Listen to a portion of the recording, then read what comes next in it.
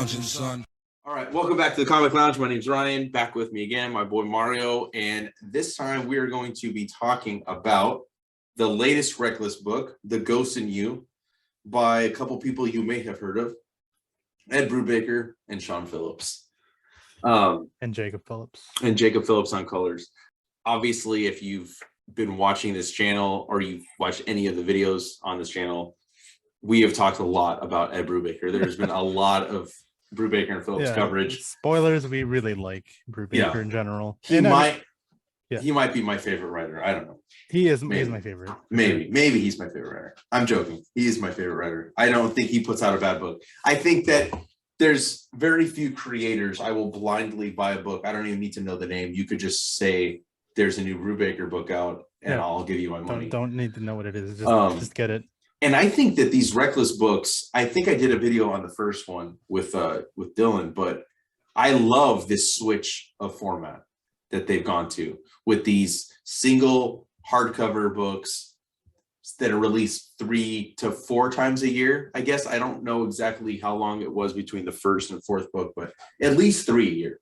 Yeah, and something like that. It's pretty close to a year. Plus, not to mention that I love hardcover books, so it's aesthetically pleasing to look at it on my shelf. And I am really glad that you brought up wanting to talk about the book, and I'm going to let you start before I don't shut up. So I mean, I like this one a lot. When the first one came out, I talked about it with Nick and Kevin, and I was a little bit, it's one of those things where you're talking about a Brubaker book, when you say like I was a little disappointed by it, just means it's a 9.1 versus a 9.8. Yeah, like it's still good.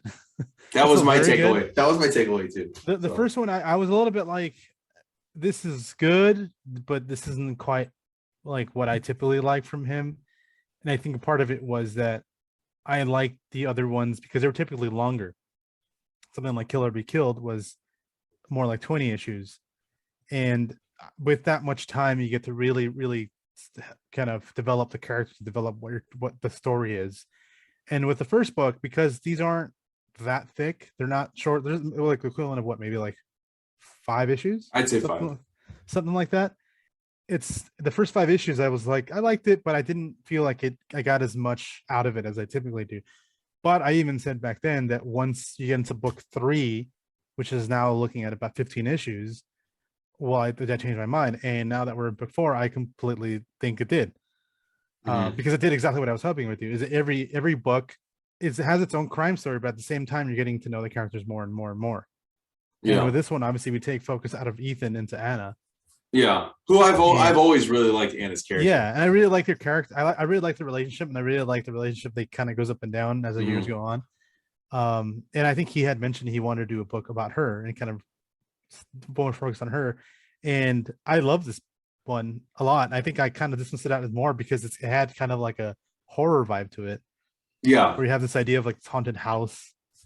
But of course, like what the genius part is that you got the plot, but you also have a lot of it focusing on developing Anna and what she's about and her backstory and her relationship with her mom, relationship with this old actress, and you find out about her going to old conventions when she was a little girl or whatever. And it just informs a lot about her in general. So if you go back and read the first one, now when you see Ethan interact with Anna, you got a lot more perspective on what everything means and all of the weight behind their interactions and the moments that happen, which is what I was hoping would happen. And of course, Brubaker didn't disappoint. I mean, yeah, he never does. I think it's interesting too, because like if it was an ongoing series, would you have gotten an arc with Anna to spotlight her, or would it have just been an issue? Would it have just been 2 issues? You know? Yeah. And I like that because like she was a standout from the beginning, and I like Ethan Reckless. You know, he's fleshed him out very well. The relationship that he has with Anna, so that now after we have had 3 books and we're going into book 4, it didn't feel jarring that we didn't see Ethan. You know, spoiler alert, he comes in towards the end, but I think that him doing that allowed him to fucking be able to take a break and then focus on her. And she's kind of she's working her own kind of case, right? Yeah. I think it alludes to another case, right? Because Ethan is narrating at certain points of the book, and he talks about, it's like he's old now, Yeah. and he's talking about stuff. Yeah. And overall, the book is centered around this idea that it's an old Ethan talking about his past. This was a good story. It wasn't my favorite Reckless book. I would still say book 3 as of right now is my favorite, but I have been wanting to know more about Anna. I wanted her to have a little bit more of a spotlight, and I think that it was a cool story. Like you said, kind of like this haunted house. I like where it ended up. I like the relationship she has with her mom. I think it does allude to something bad happening to her later on. Yeah. Right? If I remember correctly. Yeah, it alludes to him kind of. I get the feeling it's an older Ethan talking about or thinking about the stuff he regrets. Yeah. And I think with Anna, he's outlining the good moments that eventually led to something bad. I feel like she's gonna get really something bad is gonna fucking happen. She's gonna die, or it's gonna result in her getting like kidnapped or tortured or something like that, and then never talk again or something. I mean, I can only imagine. I mean, Brubaker, he does such a great job with all of his characters. I think that's like, to me, that's his standout. Not only does he do like my favorite genre, which is like the crime and noir genre, but his character building is so underrated. I think, like, when people talk about writers that are really good at world building and character driven stories, I don't think that I don't hear enough people in general talking about Brubaker anymore. Most of the people like that read his cap didn't necessarily follow him to his indie stuff, right? Even though they have an insanely large fan base that will buy, like us, that will buy whatever they put out, that will buy the single issues and then go out and buy the trades and then go out and buy the hardcovers and then also buy the process book that they're going to do. Oh yeah. So I think that has allowed them to kind of experiment with formats, experiment with different types of stories. I don't know that maybe 10 years ago he could have done, 15 years ago he could have done this book necessarily, and that people would have maybe given it the same kind of chance. I think the way the market has gone has kind of lended itself to this type of storytelling that he's doing and the faith that his fans have in him. Yeah, he definitely created his own little niche. And it's definitely something he built with Fatale, right? That was the first book that came out when he went to that deal with Image. The exclusive, yeah. Yeah, and I think that, I mean, not obviously they had worked together years before that, but that was like the start of this is a thing.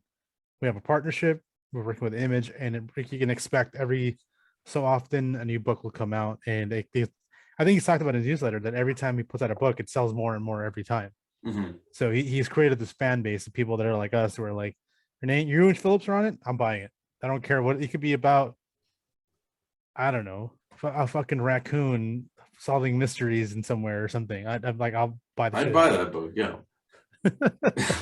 No doubt, I'd buy the book. Yeah, no, literally, it could be about a raccoon and something about crime and something. Like, all right, that sounds great. Brubaker's on it. I'm good. Yeah, I mean that's the only thing. The only complaint I have is that they don't keep those hardcovers in print. I think they would continue to sell. Like, I think at least like couple of years do a new print run, because look how long it took for Criminal book 1 and 2 to come back into print. Thank God I didn't drop hundreds of dollars trying to get those old ones, because I would have been pissed. I like the new ones. I like the new ones and they all match. I got both. You got both. See, that's what I'm saying.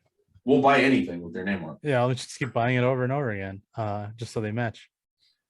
But another thing I love is that he can still trick me in terms of like where the story's going. I don't always necessarily, it's not solving the mystery, but like, let's say it's a killer or the person that you're really going, like, that you should be paying attention to. He still has that ability to like throw in the misdirection to me. Yeah, I think he tries intentionally, like, he sets the teases to, you can figure it out, but it's not as simple as that. Yeah. So even though, it was the cop, but it wasn't as simple. It was just the cop. Yeah. It was the cop, and these other things happened, and there was a mystery behind from 50 years ago, and this and that. and there's a lot more layers to it, and he sprinkles in stuff because there'll be mentions of other cases within the case he's doing at the same time.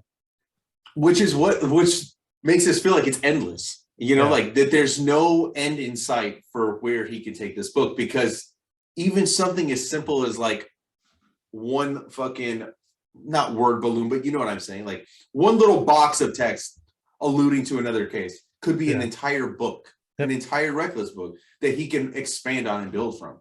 And I think that's why the Reckless books, the Reckless series has become, to me, it's next to Killer Be Killed, because Killer Be Killed is still probably my favorite. That's the one that's my favorite one. I would say that's definitely the one I feel that's the most that I was like, holy shit, this is amazing. That was the most disappointed I was in a comic book series ending when I found out that it was going to end. I had no idea that book was going to like end when it did. And I think that they could easily bring it back. He's mentioned that they've thought about it. Yeah. But he's also mentioned a lot of the books coming back, and then none of them came back. Like Velvet. The Fade Out is supposed to fucking have a sequel. Yeah. Velvet never came back with Steve Epting. Yeah, with Epting. I know, that was such a good book too. Yeah, that was really good. The art's amazing. Yeah. And he's working with Michael Ark on something. Haven't seen that. Oh, is he? I didn't know that. Yeah, he's teased it a couple of times. I'm just curious, like, are they only going to stick with the Reckless books? I mean, I'll be happy. I'll be fine if that is. But I would like to see them maybe, okay, let's take a break now. I mean, obviously what I like is they always show the cover for the next book. So obviously book 5 is already being worked on. Yep. Sean Phillips is a goddamn monster, just continuously fucking just pumping shit out. I've never seen this consistency of a creative team. Yeah. I can't even like remember the craziest thing that I heard from that was when they were here, was like 2 years ago. Something talking like about House of Secrets. Yeah, that was 3 years ago. 3 years ago now. I talked to Ed and Sean and Jacob, and they said that was like the second time they had ever seen each other in person ever. It's so crazy to me, dude. It's insane because the working relationship they have is so like. And it started with Scene of the Crime in 1999, 2000, whatever that was. I think you're right. I think it was 2000, and then they go on to do Sleepers after that, right? And Sleepers after that. Sleepers great too. But that's another book not in print. 2 years ago, ish, something like that, and they've only seen each other in person twice. That's insane. Yeah, what book was it that they were working on too? Because they were, I mean, it's clear that a lot of the time spent was taking photo reference for Reckless. Yeah. Because like he gets it spot on. Like he captures the feel. Not only does Sean Phillips visually capture it, but Jacob captures it with the atmosphere and the coloring and the mood that he sets with each story. Like I feel like, oh my god, I know where that is, even if it's not necessarily a real building, like or they don't call it by what it's called. I'm like, oh, I know where well, like in this one, the haunted house is it's a amalgamation of like 3 different places in LA. Yeah. I love where that ends up. I don't want to spoil anything because this is still relatively new, so I won't get too much into that, but I do love how you find out what's really going on with that fucking house. And the cops are fucking scum. I like how she figures it out too. Because she proves her fucking intellectual prowess the way she fucking uncovers everything just as much as to me. It kind of makes it feel like they are almost equals. Yeah. Where you didn't really feel like you didn't feel that as much in the other books though. Right. Like you feel like she's more like, I want to call her a sidekick, but more like, an assistant, like an Alfred to Batman as opposed to like a Nightwing to Batman. Right. Because I don't want to say Robin because I think she like is on like equal footing with Ethan. No, I even like the way that stuff bothers her. Like, it gets supposedly kind of summed up, and she's like, there's a couple of things that don't quite add up. Instead of letting it go, and it's really good. I really enjoyed it. I mean, I don't want to. I feel like if I say it's like what you said, like, it was a little disappointing.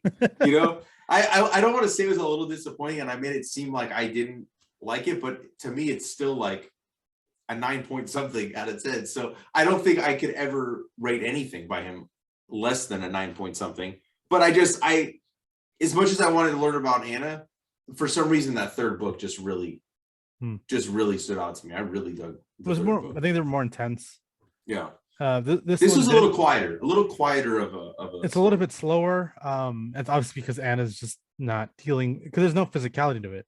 Right. She's not going to get in a fist fight. Right. And she's not going to get drunk and do some stupid shit like Ethan. So there's less aggressiveness and a lot less. It's more of a slower burn, and it's more about giving her back because the other ones are all about him and about him like he's kind of lonely and heartbroken and surfing in the ocean, and then he meets a librarian, and it's this other woman from his past that burned him or whatever. Yeah. This is a slow burn that's more about her relationship with her mom and how that affects her, and like her mom's. Jesus, what a fucking nightmare.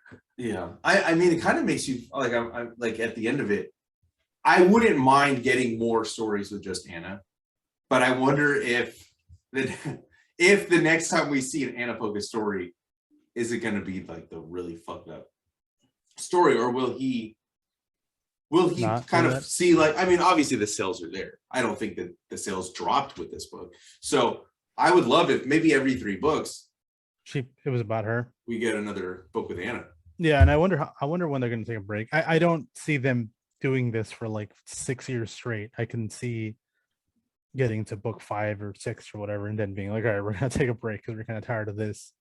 Yeah, and then going to another book, or maybe bringing back one of the old ones. Yeah, I mean, I think that like you said, they've talked about sequels. I think that the Fade Out sequel is definitely something that I think that they would probably want to revisit, or even just do something new. Yeah, either one. Incognito, I think, also never finished. Were they supposed to do a third one? Yeah, I think it ended up in a cliffhanger, if I remember correctly. I can't remember. It's been a little bit since I've read it, but I mean, I don't care what they put out, I'll buy it. But I am really glad that they decided it, because it almost felt like a new book, because we weren't focused on Ethan. It felt like a spinoff. Yeah.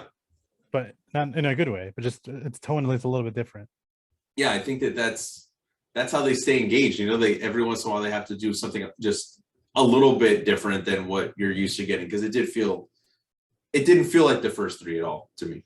No. It's a little bit similar vibe. Obviously characters are the same, but it felt like something completely divergent of what the type of story like that we were getting, the tone, the energy that we were getting from those, and then what they gave us with this one. Yeah, I'm excited to see the next one. What is the next one?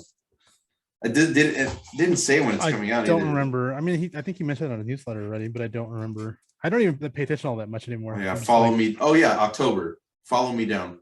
Oh, you don't read the back, the afterword and shit. Probably, but I don't even pay that much attention to when things are coming out, because I'm always like, I'm gonna buy it anyway. I love this cover too for the next book. This dude looks. You know who he reminds me of? Did you ever see the Dennis the Menace movie with Christopher Lloyd? Like that homeless guy? But I haven't seen it in forever. Look up Christopher Lloyd from Dennis the Menace, and that's exactly what this fucking creeper looks like on the cover for the next book. Just straight dirtbag. Yeah, I'm down. I love these covers too. They're so good. That's like another thing. Sean Phillips designed some of the best covers.